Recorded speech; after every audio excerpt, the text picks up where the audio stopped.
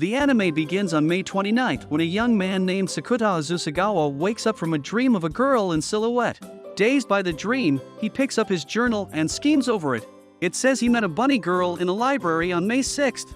However, the girl's name has been meticulously erased. Then we are thrown into a flashback of Sakuta visiting Fujisawa Library that day. He sees a famous teen actress, Mai Sakurajima, dressed in a risque bunny outfit. Though Mai usually stands out in a crowd, inexplicably, people in the library cannot see her. But when she hunches that Sakuta can see her, she warns him not to interfere in her life, and she leaves after this brief encounter. Sakuta is a second-year student at Minagahara High School.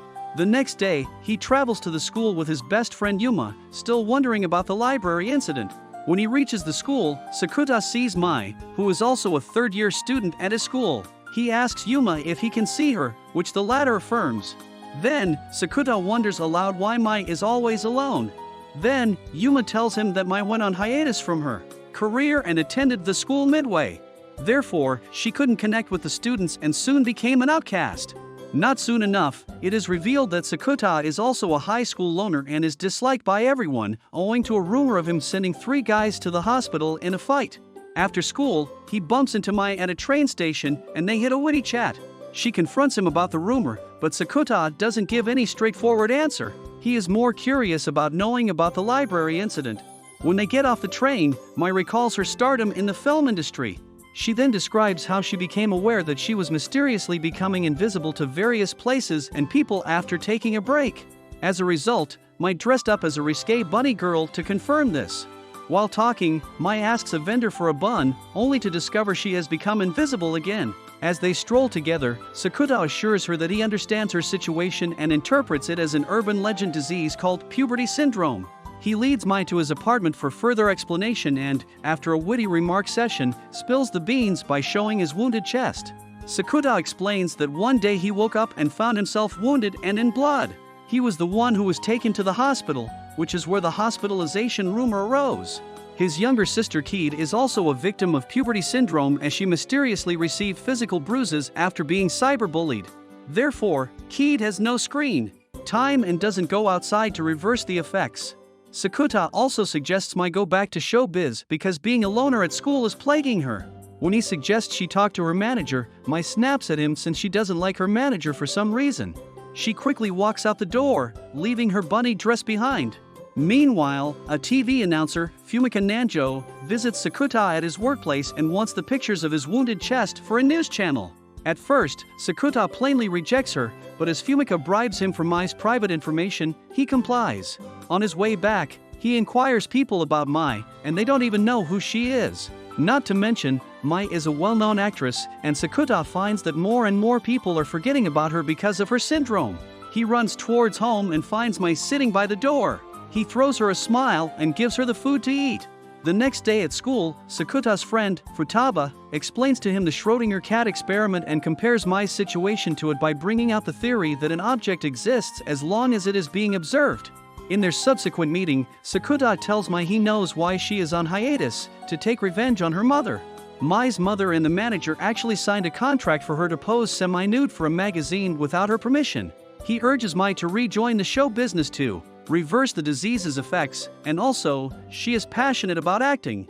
But Mai confronts him as to how he got the information. Upon learning, she immediately calls Fumika and pledges to work for her show agency if she doesn't upload Sakuta's scar pictures. She knows the media might cause problems for Sakuta and her sister. After this, they end up scheduling a date.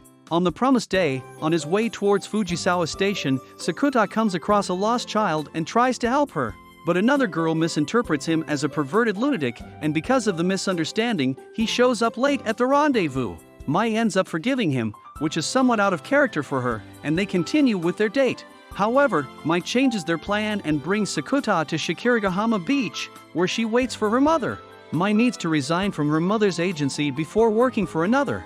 While waiting, Sakuta tells Mai about an upper-class senpai, Shoko Makinohara. He reveals her love for Shoko as she had helped Sakuta and his sister Keed when the latter was severely affected by puberty syndrome.